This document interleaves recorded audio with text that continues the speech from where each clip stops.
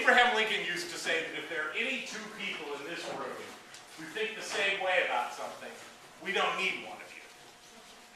So just let go of whatever kind of groupthink there is. But the reason we're here, the reason it matters to people at all about how we pay for music, how we distribute music, and so forth, is that it's become voluntary to pay for music. It's a choice you make. I mean, I'm not here to say that it's legally voluntary, because sure, you could bring up a lawyer and they could tell you about how the law says you do have to pay. Or we could bring priests or rabbis or religious leaders and they could talk about how morally you need to pay. But frankly, whether it's legally required or morally a good idea, it's a choice that we make now. Effectively, paying for music has become a tip jar. Okay? And when you give people choice, they tend to exercise it. Give them choice not to pay. A lot of people aren't going to pay. That's going to have an interesting effect on the economy for music. Now, we're only 60 seconds or so into this talk, and I want to make clear, too, that while you may think we're here to talk about music, and we are, that music is simply the canary in the mine for what we're talking about. Absolutely. So, music is the first one. Why is it the first one? Well, there isn't typically an RS-232 port on a book. So you can't just dump the digits of a book out. You've got to scan them with a camera or something like that. And if you're dealing with a movie, and I started first talking about these issues 20 or 30 years ago, it was a different story. Even now, of course, we can rip a movie, but movies are more difficult. There's a number of reasons why movies are more difficult. There's a lot more digits. You've got a lot less bandwidth. The disc that a movie is shipped on, when it's shipped on a disc, is typically a tokenized disc, which means that the disc itself has a hexadecimal key that unlocks the content on it. Music has no such kind of tokenization. That's the word we use. Music is not tokenized. The Red Book audio spec doesn't respect it. Movie industry was presented an opportunity to tokenize their content. And what that meant was that the content itself, without the disc, doesn't mean anything. The zeros and ones are irrelevant without the hexadecimal key. But you're thinking, wait a minute, I can still rip a movie disc, and you can, but you have to reinterpret the disc, which is why it takes so much computer time. It literally has to play the movie in order to make another copy of it. Whereas with music, you can just suck the digits off and you've got a perfect copy without any question. But movies rarely look the same because, again, they were reinterpreted.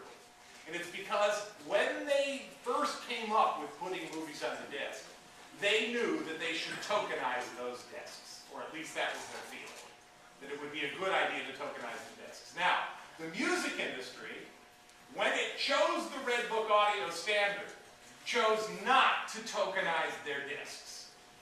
And there's a reason that they chose not to tokenize their discs. Could anybody guess why the music industry chose not to tokenize their discs? Yes? Was it cheaper? No, it had nothing to do with the price.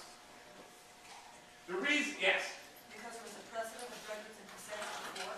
No, the reason, to be simple and clear and bold for you, is that the music industry was, and probably still is, the biggest pirate in their industry. And they were worried that if there was a hexadecimal code on every disc embedded into it, that there could be an audit of a pressing plant. And a lawyer could walk in and say, on behalf of my client, I want to know what you've done with all the discs that were delivered to this plant over the past year. And they'd have to have a record of what happened to every one of those discs, and where they went, and to whom they went to. And they didn't like that idea, having to account for all the discs they pressed. They loved the idea that they could just keep pressing plastic into cash. And they chose the path that had the least likelihood of an audit. And that was precisely why they chose that path. Was they did not believe that you would be making your own discs today. Now, by the way, there's a simple answer to how they got into this dilemma and how you can avoid getting into this dilemma during your career. And that is, they didn't understand the power of doubling. of doubling. Now, Nicholas Negroponte tells this story in his seminal book, Being Digital. And no doubt you've heard this story from your parents a few times, but basically, it's the power of doubling. Now, anybody here, does this ring a bell, what doubling means? Have you ever heard of the king who decided that the taxes for his citizens would be, for example, 1 grain of rice on the first day of the month? And on the second day of the month, the king said, bring me 2 grains of rice. And on the third day, you will bring me 4, and then 8, and then 16. And it really doesn't seem too bad until you get to the 30th of the 31st day, and you don't have a truck big enough to bring all the rice to the king. That was the problem that the content industries faced. We have known for a while, Gordon Moore laid it out for us. He called it Moore's Law. And we keep talking about how long it will be in effect, but trust me, it's in effect, and it'll pretty much be in effect for the rest of our lifetimes. And the idea Moore said was that technology would double in power and halve in price roughly every 12 to 18 months. And so you've got this doubling effect, right? That every year technology gets twice as good at half the price. Now, by the way, this makes a music recording studio a terrible investment. You don't want to own technology, do you? If it doubles in power and halves in price. Now what you own 12 months later is literally half as good as what they're selling, and it costs you twice as much.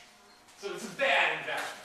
But the critical thing about this is that no one working in the music industry could possibly have imagined that when they invested hundreds of millions of dollars into CD pressing plants, that within X number of years, you'd be able to buy a blank disc for a nickel or less.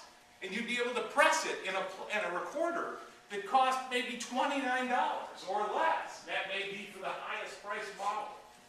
And so, not thinking about doubling, how, wait a minute, we think we're the only ones who are going to be pressing CDs.